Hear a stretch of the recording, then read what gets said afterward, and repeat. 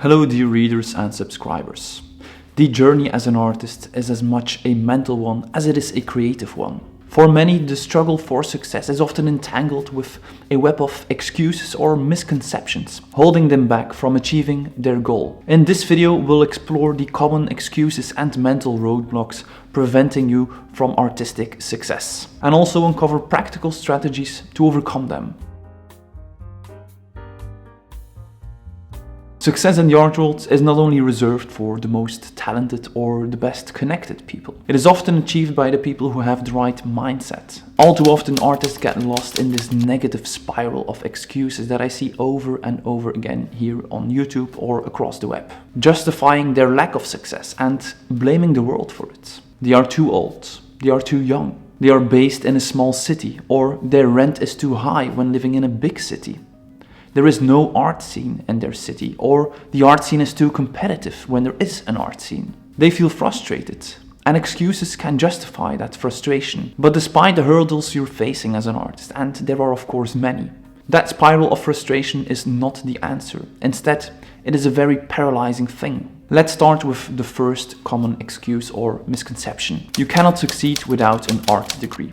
This is of course false. 1 in 5 of the top 100 ranked artists today has no art degree. And personally, I know as many full-time artists who have no art degree as ones that do have one. Because you can educate yourself. And if a collector loves your work or a gallery loves your work, they will not care about that piece of paper. Some do, but others don't. Very often, artists without an art education are less likely to become successful because they do not have the same frame of reference, artistic guidance, or first connections that people make at art school. However, we can control all of these things. You can read the exact same books that they studied at art school. You can learn from the works of established masters to have some artistic guidance. And you are completely in charge of making your own connections. It's not what you know, it's who you know.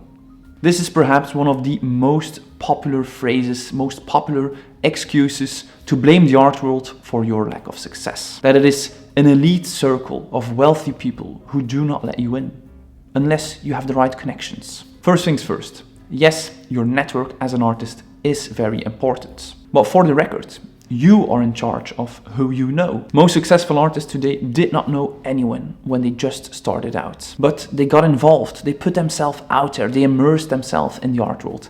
And now they are where they are because of that. And you could do the very same thing. But if you decide to stay in your studio and not participate in the art world, how do you expect to enter it? And doing the same thing but expecting different results is the definition of insanity. The initiative, the very first step, will always need to come from you.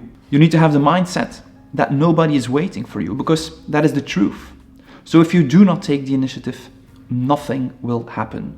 I know for many introverts, you might not enjoy every aspect of being an artist, but this goes for almost any passion. You must pay your dues, and in the end, it's a matter of how much you want it. Even more, not only are you in charge of who you know, it is also about what you know, regardless of how many frustrated artists say that it isn't. I have said this numerous times and will continue to repeat myself. The most important ingredient to become a successful artist is the art itself. The subjective nature of art makes this, of course, a bit more complicated, and in fact we have covered this topic on this channel on numerous occasions. But to keep things short and sweet, there are simply a couple of parameters for the art world that are objective in a way. Good art is always distinctive, and it stands out from a tremendous amount of art that is being made today. Good art is original or innovative. Good art has a story or can be a conversation piece. Good art engages with the canon of art history. So I encourage you to understand these principles and to see them for what they are in the art world. Immerse yourself in art and consume as much high-end art as possible. And if you cannot identify with that art, then this is also very valuable, because this means that you might have to look for an alternative career path as an artist. So art does matter, and it is not only about who you know. So question yourself in a positive manner to move forward, to keep that development going. Improve your knowledge and frame of reference to be able to do this adequately, and always be eager to improve and hungry to learn. I don't have money to invest in my art career. Money can indeed be an issue, and first things first, I think you should always prioritize having food on the table and a roof over your head before art. The most important thing to develop long-term success is to have a healthy work-life art balance, meaning you have a job that pays the bills so that you do not have this financial sword of Damocles hovering above your head. You have some time to live, to relax, to have a family, be in good mental health, and sufficient time to work on your art. But as with all forms of self-employment, there will be some investment. There will be a monetary investment necessary to be able to realize your dream. I remember one particular comment very well when we were talking about a €3 monthly subscription to find art opportunities for artists that can change your career, that an artist stated, enough is enough. That he was reluctant to pay that €3 subscription every month because already the supplies were too expensive, etc. And yes, supplies are expensive and having a lucrative career is very difficult. But let's place this into perspective. With a budget of roughly $3,000 you can set up a cost-efficient studio practice as a painter in your living room, or if you have a spare room, a topic that perhaps also requires its own video. So to break even, one would have to sell 1 up to 5 works, and we have all the time in the world to do so with a good work-life art balance. And when you do, you will start to make a profit slowly but surely with every next sale. Now, if you compare this with, let's say, someone who wants to start a bakery, then the startup cost will be between $10,000 and $50,000. Or if you would like to start an online clothing brand, it's between $6,000 and $18,000. Or an actual retail store, then we're looking at cost of $60,000 up to $150,000. And they are all in. You as an artist, you do not have to take the risk of being all in all at once. You can grow at your own pace in a healthy, risk-free manner, because there are no guarantees in art, and it will take some time to see those first results. So don't be overly frustrated. Don't throw in the towel just yet. Organize your life, your studio practice, and also strategically invest in your career. Invest in useful things whenever you can.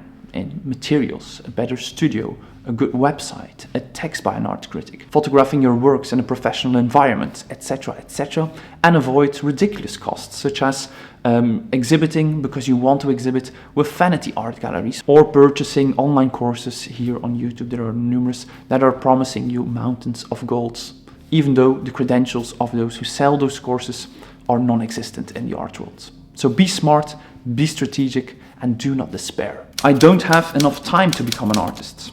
This is not a misconception at all, but it can be used as an excuse. And I definitely understand it. Life comes at you fast. And finding time for your art can be tremendously difficult, because in the end, art is a luxury product. It's not #1 priority, even when you're very passionate about it.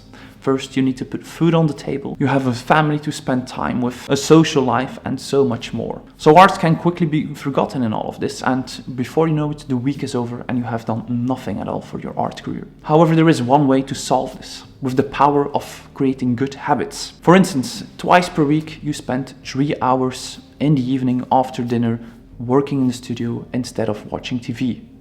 You spend every Wednesday and Friday half an hour on Instagram when you're in your couch in the evening, or when you're having your morning coffee, to network on Instagram. Once every month, you browse and apply to art opportunities. And twice a year, you go to the art center where you're targeting your network. And preferably, we can add 4 more hours of studio time in the weekends. By doing so, you have 40 hours per month to work on your art, which is not a lot, but it is sufficient to make progress.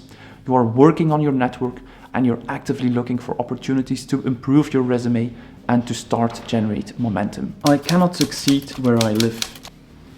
We do not get to choose where we are born. And with articles and books stating that you can only become a successful artist in New York, one might think that this is a big issue. However, the art world is much bigger than New York City. The art world is globalized, and thanks to social media and the internet, we can participate and interact with that art world when living in a more remote area. So even though it is not ideal when living in a small hamlet far away from the bustling city centers of New York, Los Angeles, Paris, Berlin, or LA, please note that you do have opportunities at your disposal. Something we discussed in our article and video on 8 reasons why you do not need to move to a big city. Even more from a socio-political perspective, the time has never been better than than today in 2024, soon 2025, regarding equality of opportunity. When analyzing ultra-contemporary artists, meaning artists born after 1975 in the top rankings, there is a great distribution today when it comes to male, female, or people of color, or geopolitically speaking. Yes, people born in the West with wealthy parents who do not have to work, have an MFA, have a very impressive and big studio, based in a major art city, will have better chances for success than most of us. But do not get hung up on this.